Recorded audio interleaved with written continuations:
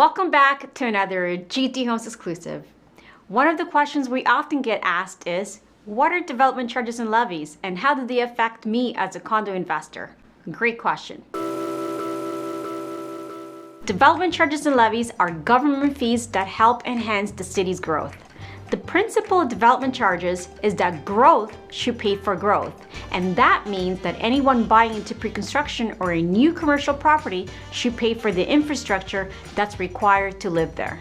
Development charges are necessary because as the population in the city increases, so does the need for services that come from new developments. Development charges can pay for anything that is needed to help support the infrastructure of new developments, such as water management, wastewater, building new roads, and so forth.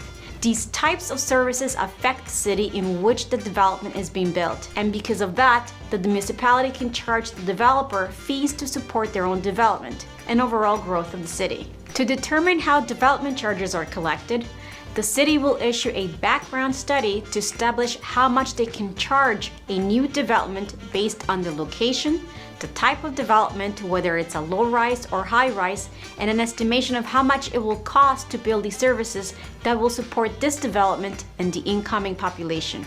These fees are then used to pay for new infrastructure that's needed to support the new development and redevelopment.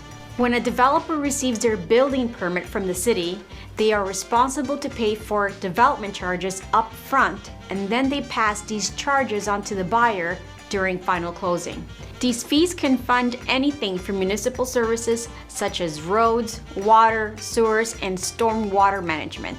There are also soft services such as transit, parks, pedestrian infrastructure, emergency medical services, hospitals, schools, libraries, and community centers. These are just some of the examples of what the city may find important to support the growth of their municipality. Now you might be asking yourself, how does this all affect you as a buyer? Great question. As we mentioned earlier, these charges are passed from the developer to the buyer. So you as the buyer are essentially paying for these costs when you're purchasing a pre-construction condo. These charges will be stated in your agreement of purchase and sale. So you will see how much you will be paying before you commit to buying your condo unit. The city creates these charges based on the square footage of the proposed building. So this means that the developer is getting charged by each residential unit. Depending on the size of the unit you're purchasing and which city you're investing in will depend on the amount of development charges you will receive. Now, although you might see these charges in your agreement of purchase and sale before you buy your condo unit, you're not required to pay for these charges until your final closing date. That means that development charges and levies will be added to your final statement of adjustments when your final closing date approaches. On your statement of adjustments, you will see multiple charges that are all various forms of development fees from the city. Some of these development charges can include general levies, education levies, parkland contributions, public art levies, green standard levies, and Section 37 levies, which we'll talk more about it in an upcoming video. Remember, development charges are issued at the time the building permit is approved.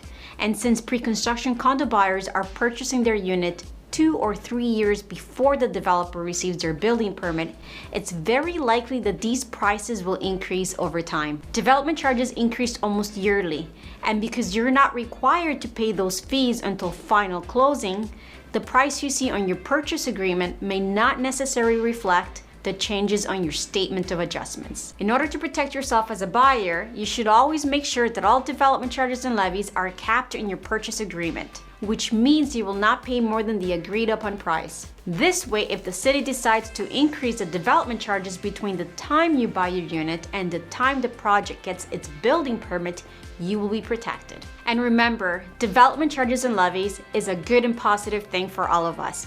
It pays for city growth. The city grows and we all benefit from it. We will talk more on how you can negotiate a cap on your development charges in a future video. But for now, you can learn more about development charges and levies on our website or register with us for more information. This has been another GT Homes exclusive. Remember to subscribe and to visit us at gtahomes.com.